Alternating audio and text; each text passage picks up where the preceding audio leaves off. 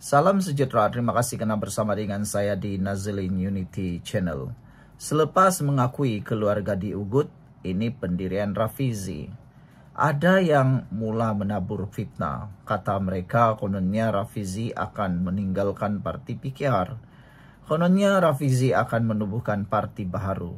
Kononnya Rafizi sedang bergaduh dengan Anwar dan Nurul Izzah. Semuanya itu adalah palsu dan fitnah semata-mata. Belum pernah diberitahu secara rasmi Anwar Ibrahim, Rafizi atau Nurul Izzah bergaduh. Tidak pernah diberitahu sama sekali. Bahkan Rafizi tidak pernah mengakui bahwa beliau sedang berperang dengan dua pribadi itu. Cuma kadang-kadanglah kan para pembangkang khususnya Walaun akan menunggang isu itu untuk coba mengapi-apikan dan coba untuk melaga-lagakan kepimpinan dalam PKR, sebab mereka dapat lihat, para pembangkang Walaun mula dapat lihat bahwa kerajaan dan PKR makin kuat pada waktu ini. Bekas timbalan Presiden PKR, Datuk Seri Rafizi Ramli akan terus bekerja dan memperjuangkan kerja politiknya meskipun terdapat pihak mencadangkannya supaya berehat sebentar daripada dunia politik. Beliau berkata walaupun keluarganya menerima ugutan, namun hidup dan tanggung jawabnya perlu diteruskan. Ugutan terhadap keluarga Rafizi dikutuk sepenuhnya oleh Anwar Ibrahim dan Nurul Izzah. Saya yakin perbuatan ini tidak langsung ada kaitan dengan parti PKR, tapi mungkin didalangi oleh orang-orang yang coba meneguk di air keruh, coba mau melaga-lagakan kepimpinan dalam PKR dan mau melihat kehancuran dalam kerajaan yang ada sekarang ini. Siapa sebenarnya yang mendapat keuntungan dalam perseteruan itu? Bukan Anwar, bukan PKR, tapi pemusuh ataupun pembenci Rafizi Ramli. Sebelum kita teruskan ulasan ini, jangan lupa tinggalkan komen Anda dengan tanda pagar kami benci ekstremis. Tapi sebelum itu saya perkenalkan dulu kepada Anda semua, ini terapi imun Transufactor Folai. Terapi imun yang meningkatkan daya imun badan kita sehingga 400%. Secara umum dan ringkasnya, apabila imun badan kita lemah, apabila imun badan kita jadi bodoh, apabila imun badan kita tidak bertindak kuat, kita kena penyakit dan kita tidak sembuh daripada mana-mana jenis penyakit sekalipun. Tapi apabila imun badan kita jadi kuat, apabila imun badan kita jadi bijaksana, kita sembuh daripada sebarang penyakit karena imun badan kita lah yang menghapuskan penyakit yang berakar di tubuh badan kita itu. Terapi imun ini mendidik imun badan kita untuk mengenal mana satu lawan, mana satu kawan dalam tubuh badan kita. Dapatkan produk ini melalui nomor telepon saya yang tertera. Dan produk ini lulus KKM, diperakui oleh dokter-dokter di seluruh dunia dan juga halal.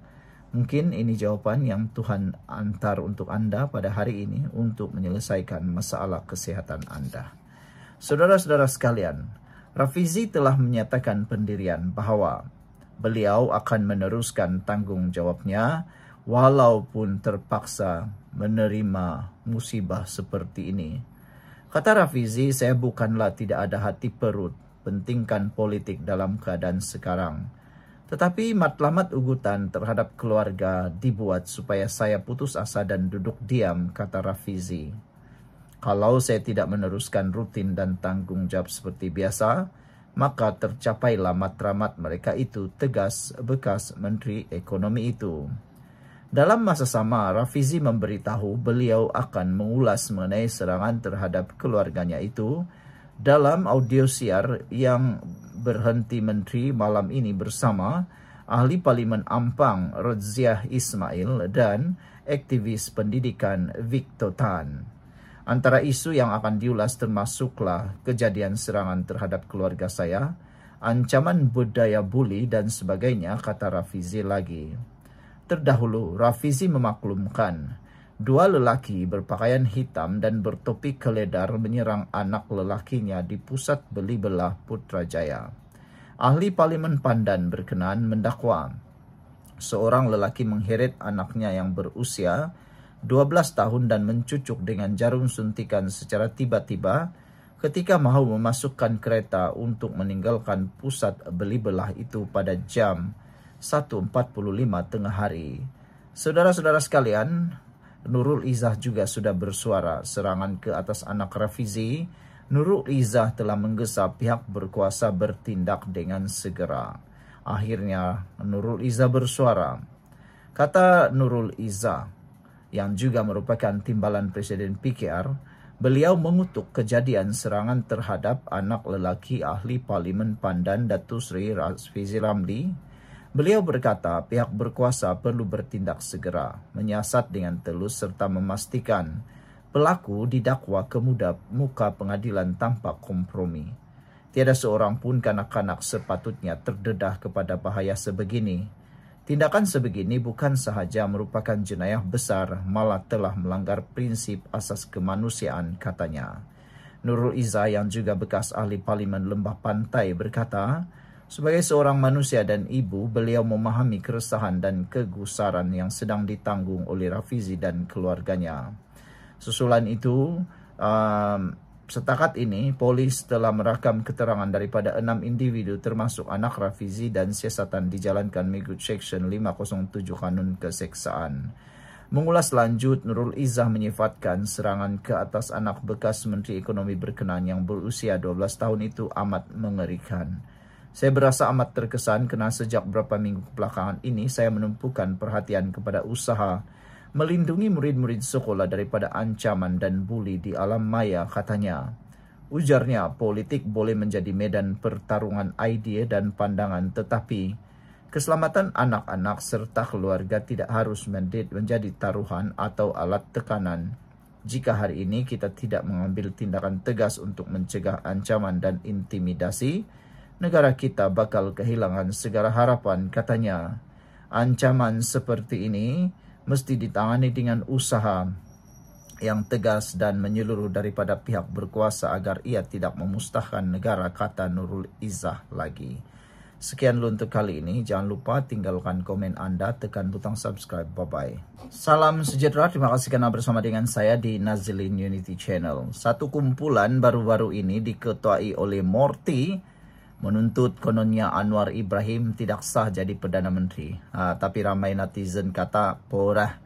Mereka kata, tak payah bermimpilah, kata mereka. Tapi yang menjadi pertanyaan besar ialah, adakah Waita Morty alat kepada sesiapa? Drama politik murahan hina perlembagaan. Dipetik daripada Harapan Daily, ditulis oleh Dr. Sahnor Basri. Tindakan P. Waita Morty memfailkan saman bagi mencabar keabsahan Datuk Seri Anwar Ibrahim sebagai ahli parlimen bukan sahaja membuang masa mahkamah. Malah tindakan itu merupakan cubaan tidak bertanggungjawab yang menyerang asas perlembagaan persekutuan.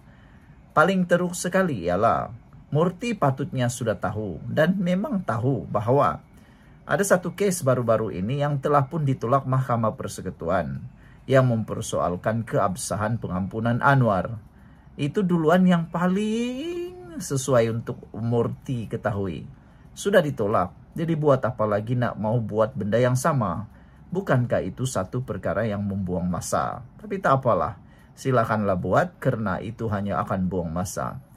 Lebih ironi, Waita sendiri pernah duduk sebagai anggota Kabinet Tun Dr. Mahathir Mohamad pada tahun 2028, yaitu selepas Anwar menerima pengampunan penuh dari Seri Paduka Baginda yang di Pertuan Agong pada 16 Mei 2018. Menjadi pertanyaan daripada netizen semua ialah kenapa pada waktu itu dia tidak terhege-hege pula persoal pengampunan Anwar. Siapa yang cucuk, siapa yang kini menunggang Waita pula. Aduh, kesian juga lah kan ditunggang oleh orang lain. Sebelum kita teruskan ulasan ini, jangan lupa tinggalkan komen Anda dengan tanda pagar. Kami benci ditunggang. Baik, sebelum itu saya kongsi dulu dengan Anda semua. Ini terapi imun Transfector for Life. Terapi imun yang meningkatkan daya imun badan kita sehingga 400% dan menjadi bijaksana. Secara umum dan ringkasnya, apabila imun badan kita jadi bodoh, apabila imun badan kita jadi lemah, apabila imun badan kita tidak lagi bertindak kuat, kita tidak sembuh daripada sebarang penyakit dan akar penyakit berkembang, berakar, bertumbuh di dalam tubuh badan kita, lalu kita kena penyakit. Tapi dengan imun badan yang kuat, bijaksana, ia akan menghapuskan semua akar penyakit yang berakar dalam tubuh badan kita. Dapatkan produk ini melalui nomor telepon yang saya tertera, dan produk ini lulus KKM halal, diperakui oleh dokter-dokter di seluruh dunia. Mungkin ini jawaban pada masalah kesehatan yang Anda alami sekarang ini yang Tuhan tunjukkan kepada Anda semua. Saudara-saudara sekalian, rupa-rupanya Waita Murty pernah menjadi dalam kabinet Tun Dr. Mahathir Mohamad. Tapi kenapa tiba-tiba sekarang dia mulai menyalak? Hakikatnya, Waita pada ketika itu adalah menteri di jabatan Perdana Menteri yang sudah pasti mengetahui, malah tidak pernah kedengaran membantah proses dan keputusan pengampunan penuh tersebut. Beliau juga merupakan anggota dalam kabinet ketika Anwar bertanding dan menang dalam pilihan raya kecil Port Dickson pada Oktober 2018. Jika benar Waita meragui keabsahan pengampunan itu, mengapa beliau tidak membantah dalam mesyuarat jemaah menteri ketika itu? Apakah ini bukan hipokrasi politik yang nyata? Lebih menggelikan hati, ahli parlimen PAS, Taqiyuddin Hasan turut dilihat mengangkat dokumen tanda sokongan terhadap cabaran Waita. Drama politik ini hanyalah episode terbaru dalam skrip PAS dan Perikatan Nasional, walaupun mereka kemudian menafikan terlibat, yang tidak pernah jemu menunggang apa sahaja isu. Kali ini termasuk menunggang Hindraf, semata-mata untuk menggugat kedudukan kerajaan. Mereka sanggup menjilat ludah, mereka sanggup berpeluk-pelukan, semata-mata hanya untuk mahu menjatuhkan Anwar seorang. Fakta perundangan tidak boleh disangka. Pertama sekali, Perlembagaan Persekutuan secara sendiri jelas menjawab segala dakwaan Waita. Artikel 48 dalam kurungan 1 kurungan I menetapkan bahwa seseorang yang telah disabitkan kesalahan hanya hilang kelayakan sebagai ahli parlimen jika belum menerima pengampunan penuh. Ini bermakna, apabila pengampunan penuh diberikan, kesan perundangan daripada sabitan itu terhapus sepenuhnya, seolah-olah sabitan tersebut tidak pernah berlaku. Tambahan pula, artikel 48 dalam kurungan 3 memberi kuasa kepada yang di-Pertuan Agong untuk menghapuskan hilang kelayakan tersebut. Kuasa ini bukan bersifat simbolik, tetapi merupakan pemulihan substantif terhadap semua hak yang telah dilucutkan akibat sabitan. Dengan kata lain, apabila Seri Paduka Baginda menggunakan kuasa ini, kelayakan seseorang untuk bertanding atau memegang jawatan ahli parlimen dipulihkan sepenuhnya. Di Malaysia, kuasa pengampunan adalah unik dan lebih kukuh berbanding di beberapa negara Commonwealth lain. Perkara ini dijamin dalam Perlembagaan Persekutuan sebagai kuasa perlembagaan, bukan sekadar prerogatif adat. Walaupun yang di-Pertuan Agong menerima nasihat lembaga pengampunan, keputusan akhir terletak di tangan Baginda. Lebih penting, mahkamah-mahkamah Malaysia secara konsisten memutuskan bahawa kuasa pengampunan ini bersifat non-justiciable, yaitu tidak boleh dicabar atau disemak secara kehakiman. Ini menegaskan lagi sifatnya yang mutlak, muktamad dan berkuasa menghapuskan kesan sabitan. Rukun negara merupakan ikrar denyut nadi kita negara, kita rakyat Malaysia mengenai keluhuran perlembagaan dan kesetiaan kepada raja dan negara. Pengampunan penuh terhadap Anwar Ibrahim pada 16 Mei 2018 adalah fakta rasmi dan termaktub dalam rekod negara. Ia diumumkan secara terbuka, disahkan oleh Istana Negara dan diterima tanpa bantahan oleh jemaah menteri ketika itu, termasuk Waita sendiri. Duluan mahkamah mematikan hujah Waita. Beberapa kes mahkamah di Malaysia telah mengukuhkan prinsip ini. Antara yang relevan ialah kes Karpal Singh lawan Sultan of Selangor dan kes Sim Ki Chon lawan Superintendent of Puduk Prison. Dalam kes tersebut, mahkamah menegaskan bahawa pengampunan penuh bukan sahaja menghapuskan hukuman tetapi juga kesan perundangan daripada sabitan tersebut. Dan dalam kata lain, seseorang yang telah diampunkan kembali berdiri di sisi undang-undang seperti mana-mana warga negara lain tanpa sekatan. Raja atau Sultan di Malaysia mempunyai kekebalan daripada tindakan undang-undang dalam kapasiti rasmi. Prinsip ini termaktub dalam Perkara 181 Perlembagaan Persekutuan, isu yang melibatkan kuasa prerogatif diraja, termasuk pengampunan, tidak boleh dicabar di mahkamah. Kes-kes ini jelas menunjukkan bahawa sebarang cubaan untuk mempertikai kelayakan Anwar selepas pengampunan penuh adalah bercanggah dengan prinsip undang-undang yang telah mapan dan dihormati mahkamah tertinggi negara. Serangan terhadap Perdana Menteri Anwar Ibrahim adalah serangan terhadap institusi raja. Realitinya, tindakan Waitha mempersoalkan kelayakan Anwar bukan sahaja untuk menyerang peribadi Perdana Menteri, tetapi juga secara tersirat mempersoalkan kuasa dan kebijaksanaan Seri Paduka Baginda yang di-Pertuan Agong. Kuasa pengampunan adalah prerogatif dari raja yang dijamin perlembagaan. Mempertikai keberkesanan pengampunan itu sama sahaja dengan mempertikaikan kuasa mutlak baginda di bawah undang-undang tertinggi negara. Adakah serangan peluru kapur terhadap keabsahan Perdana Menteri ini hanya untuk membuktikan bahawa beliau masih relevan dalam arus politik Malaysia selepas beberapa kali tenggelam timbul dalam arus politik negara?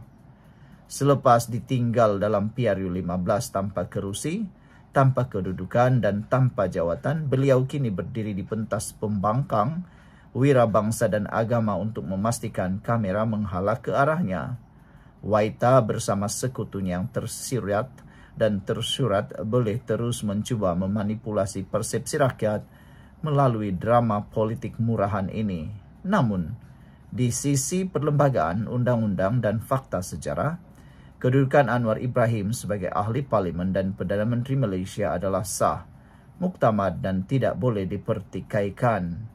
Ditulis oleh Dr. Sahnur Basri, Fellow Utama Akademi Sains Islam Jordan. Sekian untuk kali ini, jangan lupa tinggalkan komen Anda. Bye-bye.